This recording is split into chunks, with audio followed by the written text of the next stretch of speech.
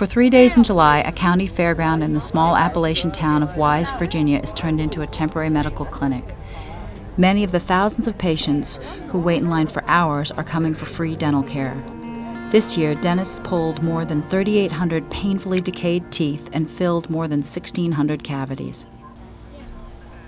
It's just this cascading series of events that you kind of sometimes just think, it's almost, you get a hopeless feeling that you can't, how can you help these people?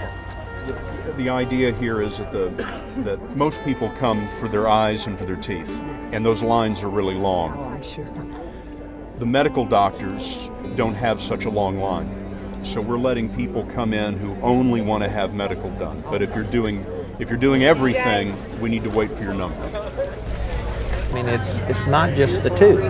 I mean, it's this whole series of things that are going on that create this state of unhealthiness that you just wonder how they go day to day, because I just can't imagine how it must be to have that much infection in your mouth and that much pain, because I've had dental pain, from abscessed teeth and just one tooth. And I know how that feels and how they can tolerate it as long as they do. Decay process increases as the dental disease increases. Consequently, the choices they're making are going to take them even further down that path. It builds on itself.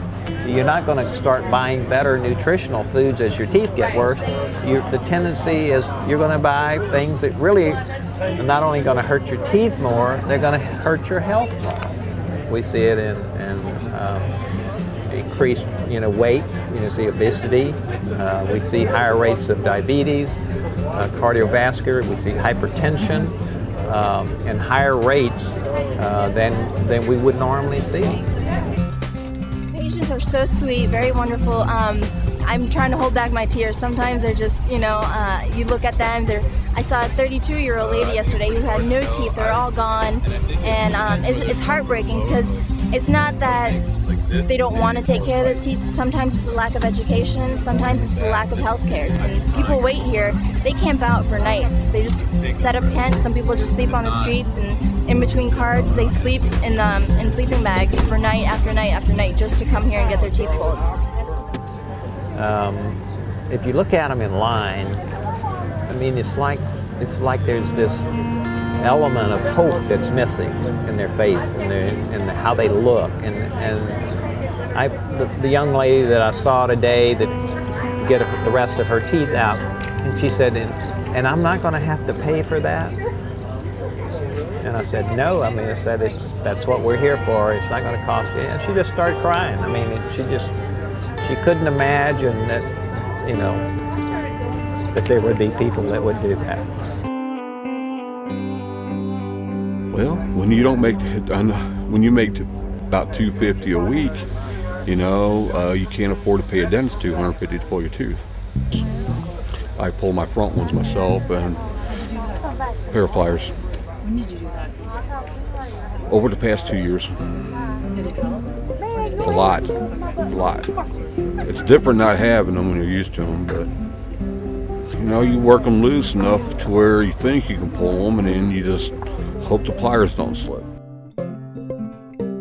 They come in with swelling and just bleeding and, and living in this pain that few of us would tolerate for even a minute. And yet they just are very stoic about it, and it's almost like it's become part of their lives. That's what you do. I mean, I saw a young lady earlier today that was probably in her 20s. She had already had her lower teeth taken out, and her upper teeth were maybe about half of them, maybe a third of them left. And how she ate, well, you can imagine, getting back to the food choices, she's not going to be eating a steak. She's not going to be eating even chicken. I mean, if she had a tender fish, she might be able to eat that. But she's not going to eat anything that's going to really be no fiber, simply because she doesn't have anything to chew with. I hope they pull them all. I mean, it beats the pain. Some of them go into teeth where there's not much of a crown, so you grab onto the root.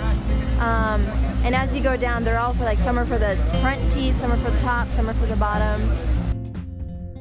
I've got good tough gums.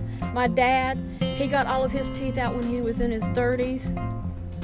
And he died at 54 and he never had dentures. Well, when you look at the number of people that we've seen over the last 8 years that have lost their teeth, that need dentures, they're probably in the hundreds. And I mean, they call this the lottery, winning the lottery if you get your teeth, get dentures here. Some of that pain is from not being able to, like she can't rest, so it's like she needs something in there. What happens to your jaw when you don't have teeth, even if you lose a tooth, is the bone level actually shrinks. So that's what happens is, and then over time, your jaw collapses, like your nose is closer to your chin. You will be amazed at what a difference it makes in their life. And it's amazing in what their facial features that'll fill out. I definitely want to cater my practice towards the population who is in great need of dental care, not necessarily cosmetic care, but actual, I'm in pain, I can't afford dentistry, please help me out. I would definitely like to be a part of that. I mean, this project can't be the answer, but maybe this project can be, you know, a catalyst for people to come together and sit down and have a conversation about how can we help each other? What can we do to bring care to the people that really need it, but they can't afford it? I mean, you become emotionally involved in the community because, I mean, these are not, I mean, it's just not a hole in the tooth. I mean, there is a person attached to that tooth. And I mean, it breaks your heart. I mean, every time.